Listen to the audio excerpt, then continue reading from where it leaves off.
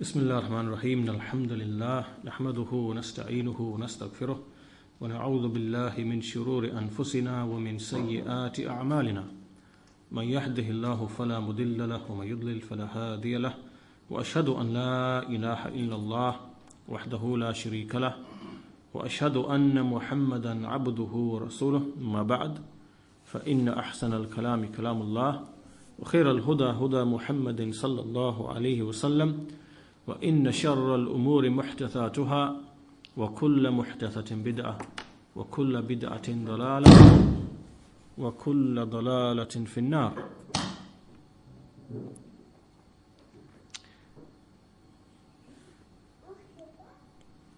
In the previous lesson, we looked at a passage in At-Tahaawiyyah's creed which dealt with the eternality of Allah's attributes.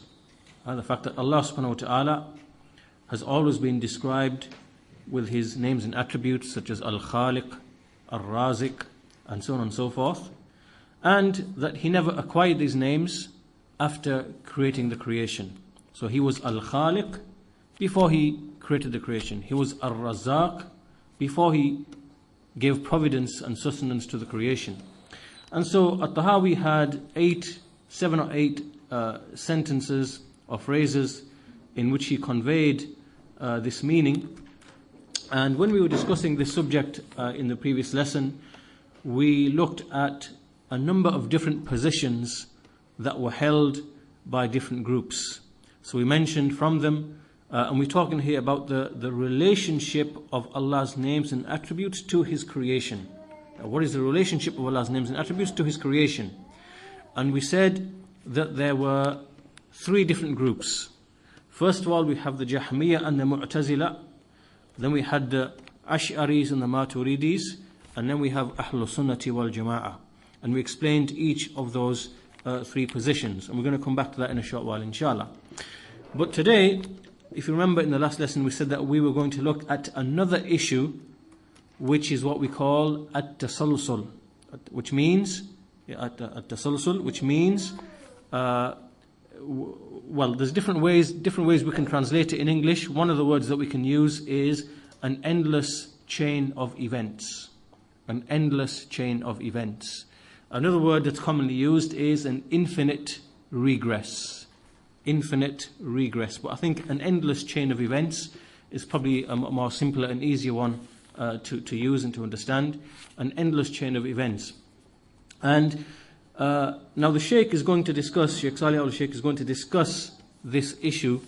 And so what I want to do first is just again, because when we try to grasp the subject of Allah's names and His attributes and the views and the positions of the Jahmiyyah and the Mu'tazila and the Ash'aris and the Maturidis and that of Ahlul Sunnati wal Jama'ah, and we need to understand where each group is coming from, and why they are saying what they are saying, and why they are holding the position that they are holding, and so on and so forth. So we've got to really tie everything together so we can see the overall complete picture. So if you remember in the last lesson, towards the end, I believe it was in the question and answer session, we mentioned the fact that all of the Ahlul Kalam, they founded their belief with respect to Allah's names and attributes upon a proof, a rational proof, an intellectual proof that they wanted to use in order to demonstrate that the universe has a beginning, is originated, has a beginning, and therefore they argue, it has an originator and a creator.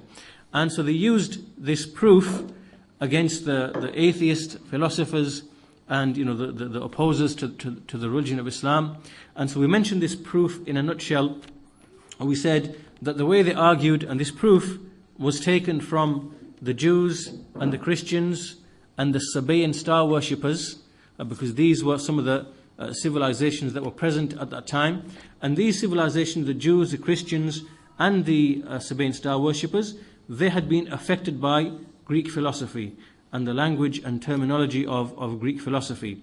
And so they had already been speaking about belief in Allah with the type of language that the Ahlul Kalam from Islam that they would later on start to use as well.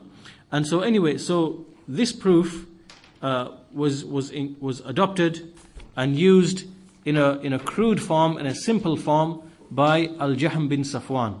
And he had taken it from Al-Ja'd bin Dirham. And this later went to the Mu'tazila, and then to the Ash'aris and the Maturidis, and so on and so forth.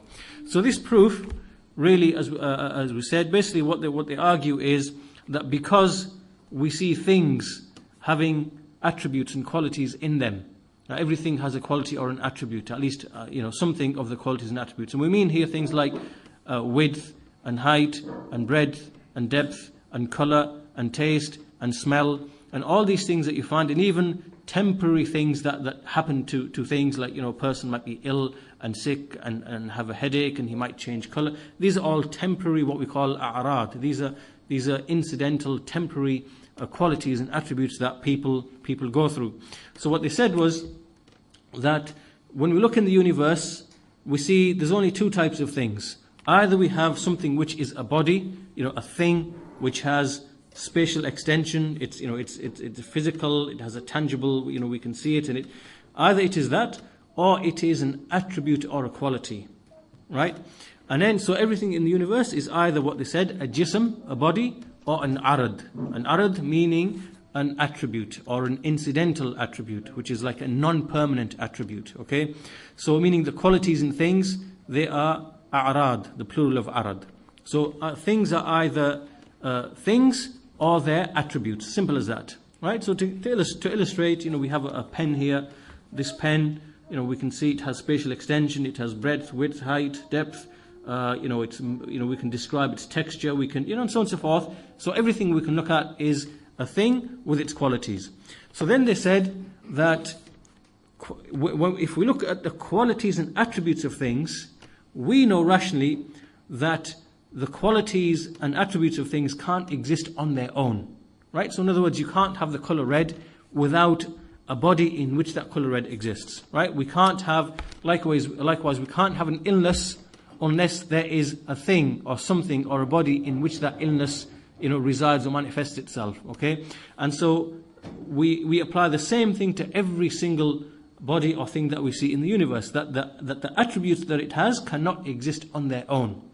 And because they can't exist on their own, right, as I said before, you never see the colour green walking down the road, you never see a headache walking down the road, it must be in something.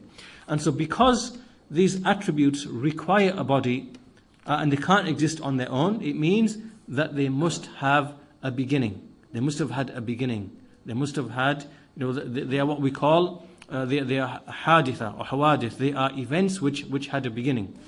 And then from this step, they moved one step backward, and they said that likewise, the things, the bodies as well, which possess attributes and which possess qualities, since they can never ever be free of having attributes, since they are never devoid of having attributes, right? So for example, any object you look at, it simply cannot be devoid of any attributes. It must have something of attributes, right? So any object, like if you look at this top, it's a colour red. If you look at anything you look at, it has attributes. And because we've already established that attributes can't exist on their own, right? That they must need something for them to exist, and so therefore this proves that attributes have a beginning. Then they argued as well that anything which has attributes must itself also be originated and have a beginning, right?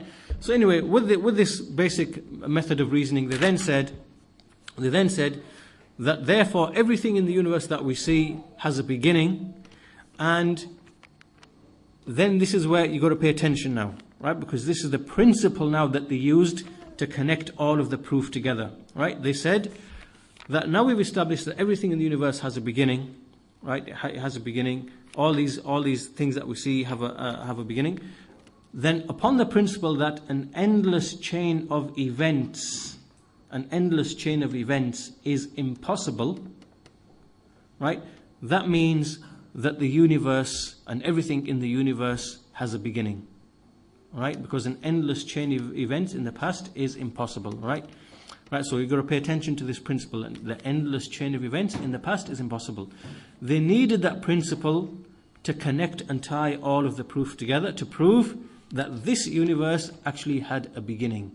right? And it had a beginning at a particular point in time, and the one who created it was Allah subhanahu wa ta'ala. Right? But that principle, an endless chain of events in the past is impossible, is what they needed in order to connect all of this proof together. Right, so now this is where the problem begins. This is where the problem begins. Now with this principle that they used, this explains the reason why they held the views that they held. Right, and this is what really ties into the previous lesson when we were discussing the views of the Jahmiyyah and the views of the Ash'aris and the views of Ahlul Sunnati wal Jama'ah. So let's recount them again, let's mention them again. So if you remember, we said that the Jahmiyyah and the Mu'tazila, they said that Allah never had any names and attributes. Allah doesn't have names and attributes, because that's their position, right? That's their view. And so the way they explain it is that when Allah created this creation, so when Allah created, and then when Allah gave sustenance to the creation, when He showed mercy to the creation, when He showed forgiveness to the creation, it is then that the creation named Him with those names. So His names came to be when He created the creation. So He became the creator when He created the creation. He became the provider when He provided for the creation. He became the forgiver when He forgave the creation. And it was the creation who named Him with His names, and these names are created. And likewise, Allah also had these attributes of creating, providing, sustaining, being merciful, being forgiving, being so on and so forth, right, when He created the creation. But these attributes are not attributes He possesses, meaning in terms of that His essence is described with them. Rather, His attributes are just, like when we say Allah's mercy, we don't mean that there is an attribute with Allah which is mercy. Rather, all it simply means is the mercy that we find manifested in the creation. Do you understand? So in other words, because their view is that Allah cannot be described with attributes. If we describe Allah with attributes, it means there are multiple gods with Allah. This is a false reasoning they had. So in order to explain what is Allah's mercy, what is Allah creating, what is His attribute of creation, what is Allah's forgiveness, what is Allah's power, and what is it? They explained it to mean it is just what we see in the creation of these things. We see mercy, manifested in the creation. That is Allah's mercy. That is attribute. Right? Not that it's an attribute of His essence, but we can say it's an attribute of His, even though it's something created and external and separate from Him. Right? So this is what the Mu'tazila and the Jahmiyyah, this is what the general explanation that we find in their particular direction. So what they say is that Allah acquired names and attributes when He created the creation. So then all these meanings came to be, and the creation named Him as Al-Khaliq, Al-Razaq, and so on and so forth. That was the first view. And again, the reason why they say this is because, remember, the principle, an endless chain of events is impossible. Right? So Allah can't be eternally one who is the creator. Right? Because that means if Allah's always been creating, it's an endless chain of events. Do you understand? Right? So they can't affirm names for Allah, and they can't affirm attributes for Allah, and going into eternity in the past. And as for the Ash'aris and the Maturidis, they said that Allah has always been named with names and with attributes, but the effects of those names and attributes only manifested themselves when He created this creation, because they believe that this is the only creation that Allah ever created. He only ever created. There's only this universe, this one universe, and this is the one universe that He created. So even though Allah was eternally Al-Khaliq, the creator, Ar-Razaq, the provider, Ar-Rahman, Ar-Rahim, Al-Malik, and so on and so forth, all of these are the names, the effects of those names only manifested themselves and only showed themselves when He created this creation. You understand? So meaning there was never ever any instance of mercy shown by Allah before He created this creation. And the same can be said about all of the other names and attributes. So this is what their view is. And again, for the same reason, is that they say that an endless chain of events in the past is impossible. So if for example if Allah was in eternity showing mercy, or if Allah in eternity was creating, or if Allah in eternity was speaking, for example, that's an endless chain of events going back in eternity, which is impossible for them, because without that, they can't prove that the universe is created to the atheists. Do you understand? Right? So they need to remain consistent with that principle in order for their proof to the atheists that the universe is created and has a creator, for it to hold water and to remain consistent. So for that reason they said that Allah, although Allah was eternally one who was the creator, provider, sustainer, the one who shows mercy, the one who gives life, takes life, and so on and so forth, that it only manifested itself when He created this creation. And we said that this view is false, and it's like saying, for example, that when we say about a man that he is merciful, yet we have never seen ever in the entirety of his life a single instance or a single display of mercy from him. So how then have we called him merciful? Or likewise, if we say that a man is generous and kind, yet we've never ever seen a single instance of kindness and generosity in his whole life ever, how then have we named him to be kind and generous? It's impossible, right? So if we say someone is kind, then there must be the manifestation of his kindness. If we say someone is merciful, there must be some manifestation of mercy having come from him, as a result of which we say that he is indeed merciful and kind. So this is impossible. So this view of the Ash'aris, all they're really trying to do really is to kind of patch up and to make everything consistent with that proof of theirs. This is false. Rather, we say that if Allah is the creator, the provider, the sustainer, the one who is merciful, the one who is kind, the one who is forgiving, then He is, the effects of those names and attributes must be manifested. So anyway, that was the view of the Ash'aris and Maturidis.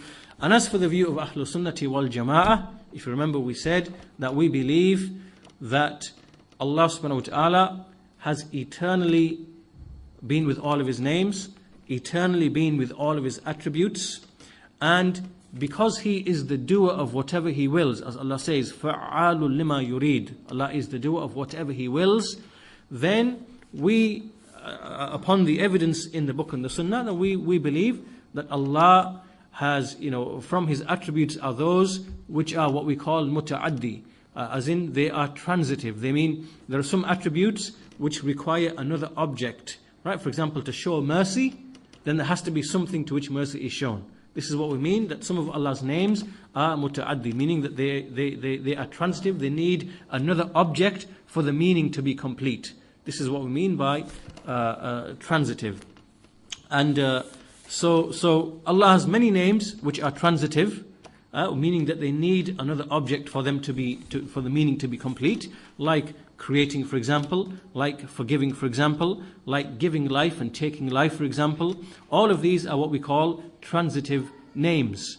And so Allah has eternally been described with all of His names, including these transitive names, like the creator and the provider, and the one who gives life and the one who takes life, and the one who forgives, and the one who is kind and generous, and so on and so forth.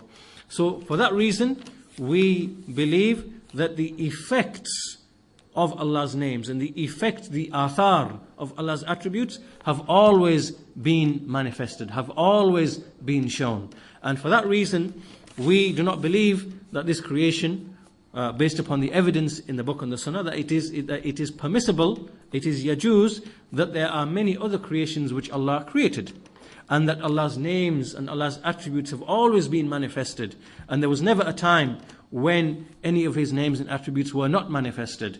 Right? So this is different to the belief of the Ash'aris and the Maturidis, because again they are relying upon that principle. An endless chain of events in the past is impossible, and this principle is false. It is false because Allah is eternal, His names are eternal, His attributes are eternal. Therefore Allah has eternally been the one who speaks if He wills, and the one who creates if He wills, and the one who forgives if He wills, and the one who provides sustenance if He wills. And He has eternally been like that. For that reason we say that an endless chain of events in the past is possible. It is possible, it is permissible. There's nothing wrong with that. Just like an eternal chain of events in the future is also possible. Allah will always eternally be the one who creates, provides, sustains, and so forth. So this is how we believe in this particular issue of Allah's names and attributes, and how it relates to His creation. Right? So can you see, from this you should really understand the difference between the view of Ahlul Sunnati wal Jama'ah. Right? We are basing our view purely upon the Quranic texts and the hadith of the Messenger sallallahu alaihi wasallam.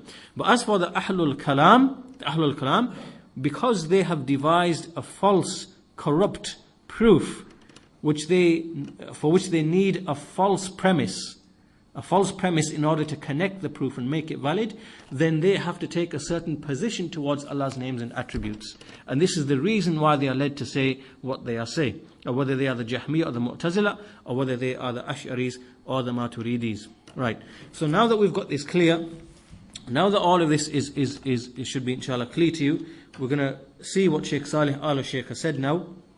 And so we come to this issue of at-tasalsul, which is again a word. The word literally means a chain. A silsila literally means a chain. It's from the same root. So here what it means at-tasalsul means, for example, we say that, to give an example, that for Z to exist, there must have been Y, right? And for Y to exist, there must have been, X. And for X to exist, there must have been W. And going back, and so we go back in eternity, right? So we go all the way back into eternity. We just keep going back and back and back. And likewise, this is tasalsul in the past, fil madi, in the past. Then likewise, in the future, we say, if there's A, then there must be something after it which is B, and if there's B, there must be something after it which is C, right? And B leads to C, and then C leads to D, and then we go on, keep going on. We never stop. We just keep going on and on and on and on and on, and it never ends. So this is at-tasalsul in the future. This is eternal, endless chain of events in the future. So this is the general idea. This is the general concept. And when we look at this concept, so remember, the position of the Ahlul Kalam, who are the Jahmiyyah and the Mu'tazila and the Ash'aris and the Maturidis and other than them, all of their positions on Allah's names and attributes are built around, again, these concepts. So we need to look at this concept and this idea of an endless chain of events and look at the various positions towards it. So there are two different ways to look at it. One way we're going to look at it, first of all, is with respect to Allah's attributes. At-tasalsul fi sifatillah. Right? Is there, can we say an endless chain of events with respect to Allah's attributes? Right? So the answer should already be clear to you from the introduction. But anyway, when we look at the issue of Allah's attributes, and are there endless chain of events with respect to Allah's attributes, which literally means that Allah's attributes are eternal, then we have a number of different positions on this issue between the various groups. The first position, right, is the position of the Jahmiyyah and the Mu'tazila, a group of the Mu'tazila. They say that an endless chain of events in the past and an endless chain of events in the future is impossible. So they deny it both ways. They deny it both ways, right?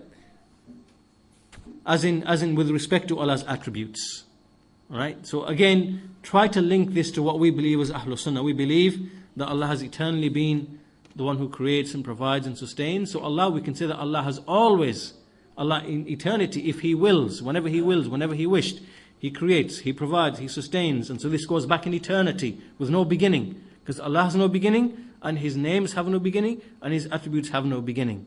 So therefore Allah in eternity is fa'alul lima yurid, the doer whatever He wills. Now to the Jahmiyyah and the Mu'tazila, this eternal chain of events in the past as it relates to Allah's attributes is impossible. They deny it. And also they say that an eternal chain of events in the future is impossible as well. Right? So both the past and the future. And we will see that it is because of this reason that Al-Jahm bin Safwan said that eventually all the creation, paradise, hellfire will eventually perish. It will come to an end. Why? Because Allah continuing to sustain and provide and keep alive and so on and so forth, which is a chain of events in the future, that this has to come to an end because it's impossible. So therefore, paradise and all its inhabitants, hellfire, all its inhabitants, they will perish, come to an end, there will be nothing, everything will stop. Right? This is what Jahm bin Safwan said, because he said that endless chain of events in the future is impossible. And the Mu'tazila, or a group from them, they said that a similar view, they said what will happen eventually is that all of the movements will come to an end. So for example, the people in hellfire, there will be a point at which they will just stop and remain static and no more motion. It will just stop.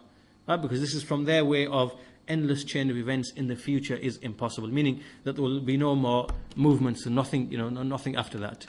So this is the view of the Jahmiyyah and the Mu'tazila. As for the view of, there's another view. So again, this is denial both in the past and the future. The second view is denial in the past. So they deny that an endless chain of events in the past with respect to Allah's attributes is possible. So they deny it, so that it's impossible. But they say in the future it is possible. So they accept it in the future, but they deny in the past. And this group, these are the Ash'aris and the Maturidis and the people from the Ahlul Kalam. So they say what they mean by this, you can see how this fits in with their position, because remember they say that even though Allah has always been described with names and attributes, the effects of those attributes only manifested and showed when He created this creation. Do you understand? Right. So that means for them an endless chain of events in the past is impossible. Meaning that there was nothing of Allah's manifestation of Allah's attributes shown at all for a very, very long period of time. Right? Up until Allah created this creation.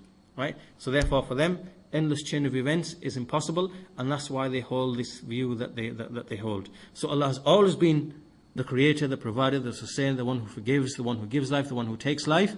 But none of the action took place. There was no effects from Allah's names and attributes manifesting themselves at all for a long, long period in eternity, up until Allah created this creation. Right? So for them, endless chain of events in the past is impossible, but endless chain of events in the future they accept it. Right? So in other words, paradise will exist forever, hellfire will exist forever, Allah will continue to provide, Allah will continue to sustain, Allah will continue to, and manifest His, attributes and so on and so forth, and that will continue in eternity, in the future. Right? Now this position, again, it fits in with their position on the names and attributes, but really it is a contradictory position. It doesn't make any sense, because if you affirm an endless chain of events in the future, then you have to affirm an endless chain of events in the past, right? Because the way Shaykh al-Islam Ibn Taymiyyah rahimahullah, he explains this, is he says that if you claim that Allah's attributes only manifested after Allah created this creation, then when Allah created this creation, then after that, Allah showed an instance of mercy, or Allah showed an instance of forgiveness, or Allah showed an instance of accepting somebody's repentance, and then after that, so in relation to what comes after, the past has already been, if you know what I mean, right? So to give an example, like for example, Allah subhanahu wa ta'ala, He constantly forgives, right? So He'll forgive people who've already perished, many, many centuries ago, and He's forgiving us now. Then He'll forgive, maybe in the next century He'll forgive somebody else. So in relation to the next century, there's already something that's preceded before it. And in relation to this century, there's already something that's preceded before that. And in relation to that century, there's always a century preceded before that. So by you saying an endless chain of events in the future is possible, but not an endless chain of events, that's a contradiction. It's a contradiction, because there's no event that you are affirming which happens except there was something before it as well. Do you understand? So it makes no sense to say an endless chain of events in the future is possible, but not in the past. It doesn't make sense.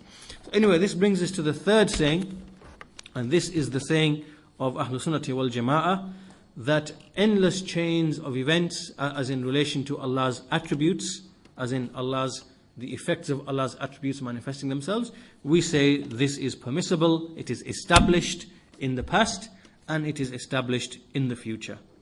In the future. And we have no problem. This is what the evidence, all of the evidence indicates. And, likewise, in the future, we know that the hereafter is eternal, paradise is eternal, hellfire is eternal. So therefore, we see that Allah's attributes being manifested eternally in the future. This is like from the proofs. And so we don't have any problems in affirming it in the past nor the future. And this is what the evidence in the Quran, all of it indicates in any case. And there's actually a fourth position, but no one actually holds it. There's no one holds it because so the fourth position would be that an endless chain of events in the future is impossible, but an endless chain of events in the past is possible. But no one, this is only from the angle of exhausting all the possibilities, but no one actually holds this view from any of the groups. No one actually holds this view. So, that's irrelevant. So anyway, the point that we're making here is that this issue of the endless chain of events, this concept in the past or the future, this is fundamentally tied to the issue of Allah's attributes and His names and how they relate to the creation. And the reason why the various groups, they held the positions that they held is because this issue of an endless chain of events, they employed it and they incorporated it into that proof that we mentioned, by which they try to argue against the philosophers and the atheists, that the universe has a beginning and therefore has a creator. But they implemented a wrong principle which clashes with the book and the Sunnah. So anyway, this is so far we've looked at the angle with respect to Allah's attributes, endless chain of events with respect to Allah's attributes. We can also look at it from another angle, looking at purely from the creation, right? So, because remember, this issue of endless chain of events, we can look at it from a number of different ways. First of all, let me give you three examples. First of all, we can look at it from the angle of that if there's a creator, or something created, or a creator, then that creator needs another creator, right? Then that creator needs another creator. So now we're speaking in terms of an agent, a being. So we're talking here an endless chain of beings, right? So again, that's impossible. We don't accept that, right? Because Allah is the originator and the creator. Then we can look at an endless chain of events as it relates to the actions or the attributes. He was speaking about Allah's attributes. So again, we affirm that we accept this and we believe in it, that there is endless chain of events in the past and the future as it relates to Allah's attributes and Allah's actions. Then we've looked at the fa'il, the doer. We've looked at the attributes, the sifat, right? So we affirm endless chain of events, past and future for the sifat, but not for the fa'il, because there's only one creator, eternal creator. And then we can also look at the things created, endless chain of events at the things created. So this is the next issue that we're going to look at as well now. And really there are only two positions.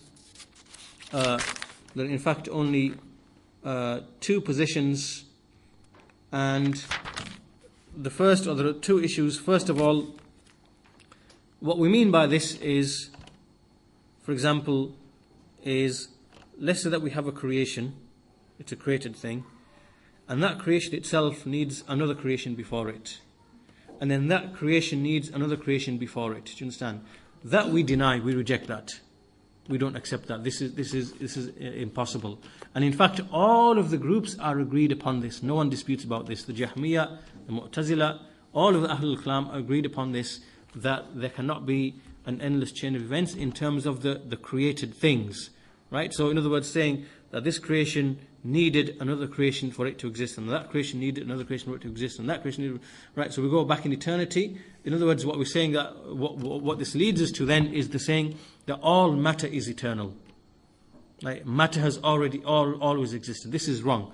This is incorrect. So we deny this, and there's no dispute about this between any of the groups. Everyone is agreed upon this.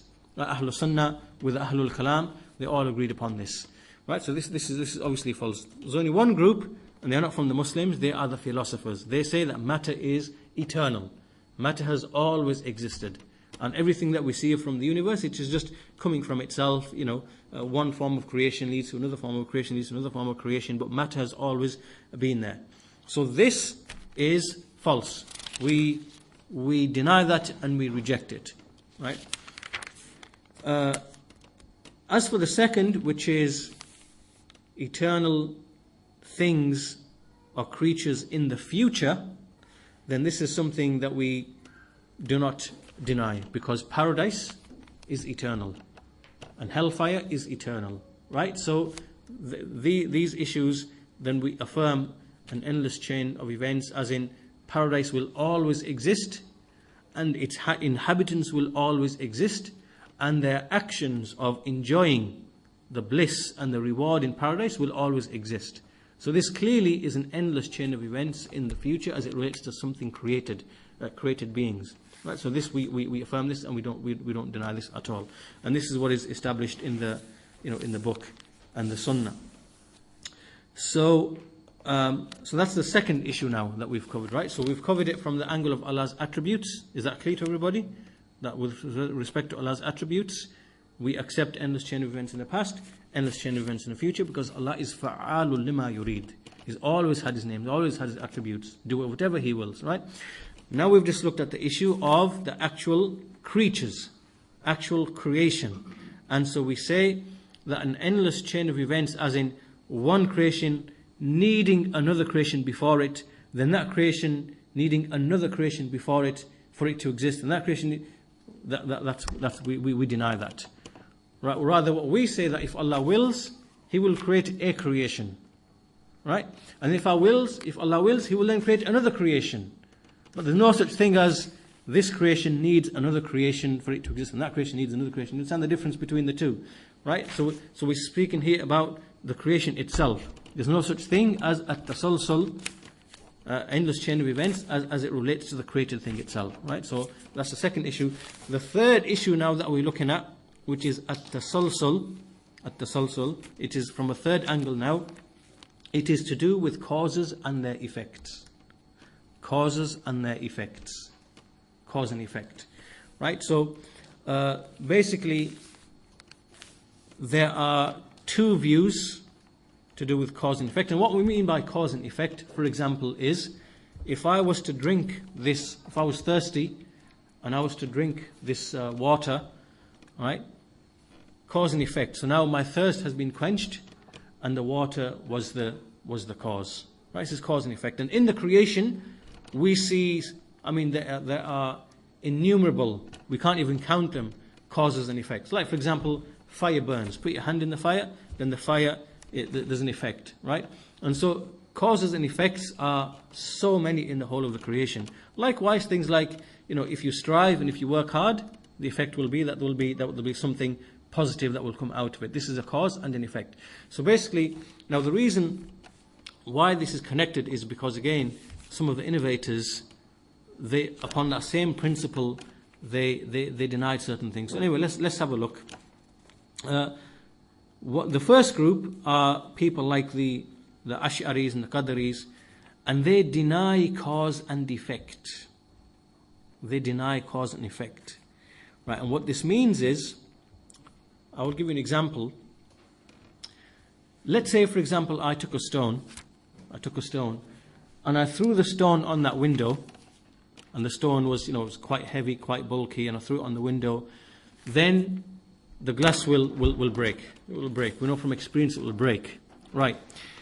What these people say, now what we as Ahlul Sunnah say, we say that the stone has an inherent quality, right? It has an inherent quality and a characteristic, as a result of which it led to the glass breaking, right?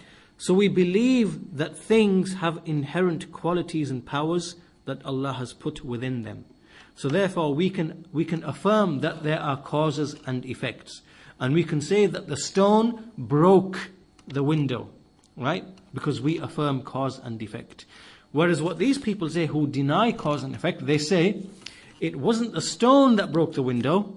It wasn't the stone that broke the window, but rather it is from Allah's aada. It is from Allah's habit that whenever a stone comes into contact, at the point at which the stone comes into contact with a window at momentum, at speed, then Allah will cause the window to break. Allah will then cause the window to break.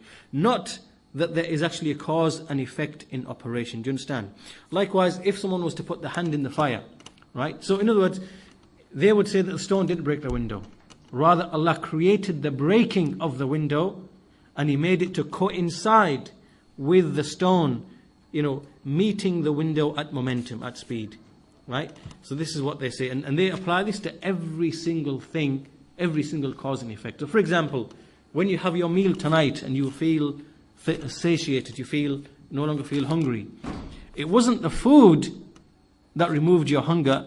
Rather, when you happened to eat the food, then Allah created the removal of the hunger to make it coincide with your action of taking food. Do you understand? So what they're trying to do is, what they're essentially trying to do is to ascribe to Allah every single thing as they see it. All power belongs only to Allah, but in a way which is incorrect. By denying cause and effect, this is wrong, because we believe that Allah has put inherent qualities in things. So we can say the fire burns. We can say that the food removes hunger. We can say that the water quenches the thirst, because Allah has put within it inherent qualities. So Allah is the creator of all things, but He put within the water inherent qualities and characteristics which lead to certain effects. So Allah is the creator of the cause, and He is the creator of the effect. Right? Allah created the cause. The cause here is the water. He created it, and He gave it inherent qualities and characteristics, and He made it to be a cause. He made it to be a cause. So still, Allah is the cause of all things. And when we drink water and the water removes our thirst, then we can say that water removed our thirst. Because Allah made it to be like that. Whereas what the people who deny cause and effect, what they are saying is that Allah makes the effect to be created at the point when the action coincides. So for example, when you drink the water, then Allah will simultaneously create that effect of the thirst being removed. Do you understand? So in other words, they are denying cause and effect. They are denying that things have inherent causes and inherent effects. This is the position of the Ash'aris, also the view of the Qadariyah, and also Ibn Hazm. He also held this view as well. So is that clear to you? Is that clear? And as for the position of Ahlul Sunnati wal Jama'ah, which is that we say that causes lead to their effects, and they do this in an endless way. Right? Meaning that they will always lead to their effects. Do you understand? I mean, so we affirm this as a matter of like tasalsul, as in an endless chain of events, because Allah says, as the Shaykh mentions here, فَلَن تَجِدَ لِسُنَّةِ اللَّهِ تَبْدِيلًا وَلَن تَجِدَ لِسُنَّةِ اللَّهِ تَحْوِيلًا. Allah says, you will never find in the sunnah of Allah any alteration, and you will not find in the sunnah of Allah any change. Right? So Allah has created the creation. He has placed within the creation certain causes, and He's tied to those causes certain effects. And this is a continuous affair. It always continues and will remain. Just like in paradise, there will be causes and effects. Right? We eat food, we drink water, we drink honey, we drink the wine that does not intoxicate, and it will have a certain effect. Allah has made it to be like that, and that will be for eternity. Right? So in terms of cause and effect, we believe in at the tasalsul, the endless chain of events with respect to cause and effect, and that it exists in Allah's creation, and that obviously we don't believe that the water in and of itself, of its own accord, independently removes your thirst. Rather, we say Allah has put that quality within it. But we do affirm that there is an inherent quality within it. Do you understand? So this is the view of Ahlul Sunnah, that we believe in causes and their effects, and we believe Allah created the causes and their effects, and He tied the causes to the effects, and that this is something in which there will be tasalsul, as in like an endless chain. It will always continue. An example clearly is that of paradise, and so this is the third angle from which we look at the issue of at-tasalsul. Right, so is that clear? The third, is that clear? Any questions about that? Clear? Okay. So anyway, this ends the discussion of at-tasalsul. Right? So we look at it from three different angles. First angle was from what? Allah's sifat, attributes. And what do we believe about that? Yeah, in the past and the future, we affirm that, because Allah is eternal, always existed, and He will, continue to manifest His attributes just as He has always manifested His attributes in what has passed. And the second aspect that we looked at was from the angle of what? That the creation itself. And what we mean here is not, because remember, we already believe that from the point of view of Allah subhanahu wa ta'ala, if He wills to create a creation, He will create a creation. If He wills to create another creation, He'll create that creation. That's clear, we're already clear about that. What we're speaking of here now is a creation needing another creation before it. Then that creation needing another creation before it. That tasalsul, that endless chain of events in that manner is false. We don't believe in that, because that would mean an eternal universe. It would mean matter which is eternal. Obviously we don't believe that. We believe that everything besides Allah has an origin. And that was the second angle. So we said that in the past it's impossible, but in the future it is. Remember the second one that we were talking about the creation. In the future it is possible, yeah, because paradise is eternal, hellfire is eternal, paradise is eternal, right? It will always remain, it will continue to exist, but nothing in the past. We don't say in the past that any one particular thing has always been in existence for eternity. Do you understand? That's impossible. That's kufr. That's disbelief. But in the future, paradise always exists. Hellfire always exists. Right? And the third angle we looked at was from the angle of what? Cause and effect. Right? Which is, it's the cause and effect. And so we said that we believe, first of all, we believe in cause and effect, that Allah has put inherent causes and effects in the creation. And we believe that that in this issue, that there will be, like endless chain of it will continue, meaning that there will always be cause tied to the effect. It will be a continuous thing and continue in the future, in eternity. An example we gave is that of paradise. Obviously there are causes and effects in paradise, and Allah has created them like that, and they will continue in the future for forever. Okay, so that ends the discussion of at-tasalsul. We have a few more points then to finish off, because remember we're still looking at the same passage. We are still looking at the same passage when at-Tahaawiyyah is discussing the eternality of Allah's attributes and how He never acquired any attributes after creating the creation. So there's one or two more issues here that the Shaykh mentions here. From them is that we see that at-Tahaawiyyah says in his creed, وَكَمَا كَانَ بِصِفَاتِهِ أَزَلِيًّا. He says that just as Allah was, بِصِفَاتِهِ. Now pay attention to the fact that he used the particle ba. The particle ba, وَكَمَا كَانَ بِصِفَاتِهِ. That just as Allah was with His attributes. The word ba is significant because there is a difference between the way we speak about Allah's attributes and the way those who deny His attributes, the Mu'tazila, the way they speak about His attributes. Right? So what we say is, whenever we speak about Allah's attributes, we say Allah with His knowledge, right? Allah with His power, Allah with His mercy. Whereas what the Mu'tazila say is that they use a different particle. They use the letter waw. They say Allah and His mercy, Allah and His knowledge, Allah and His power, and Allah and His will. Right? So they use the particle waw.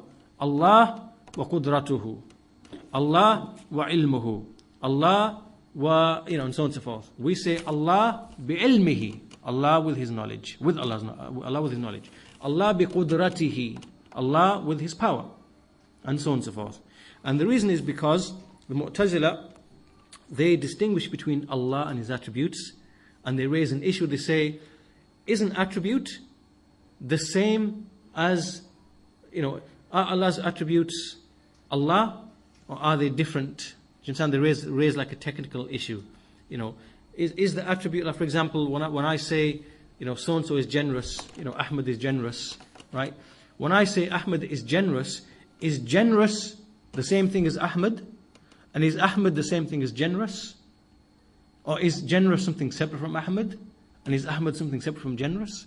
Right? This was an issue that the Mu'tazila raised in order to try to confuse people and try to argue for the rejection of the attributes. So remember, they don't affirm Allah's attributes. So they had two ways of dealing with it. One way was to say, Ahmad and generosity is the same thing. You get it? So in other words, they're leading to the thing that Allah's attributes are the same thing.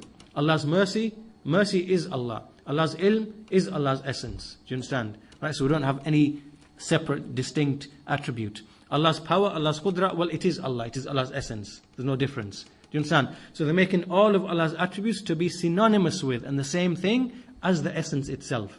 Right? That's one way that they try to tackle the issue of denying Allah's, or they try to establish their denial of Allah's attributes. The other way was to say, well, actually Allah's ilm is other than Him. Allah's mercy is other than Him. Allah's creating is other than Him. Allah's forgiveness is other than Him. Right? So now they make the attribute something separate from Allah, but just to be something which is manifested in the creation. So when we say about Allah's mercy, what do we mean Allah's mercy? Well, Allah's mercy is just the manifestation of mercy that we see in the creation. Not that there is mercy with Allah. So this is why the Mu'tazila say, Allah wa rahmatuhu. Allah and His mercy. Allah wa ilmuhu. Allah and His knowledge. Allah and so on and so forth, because they made a distinction. Whereas what we say is, we say Allah bi'ilmihi, because the particle ba, it means musahaba. It means like, that one thing is tied and accompanies the other. So Allah with His knowledge, that's what we say.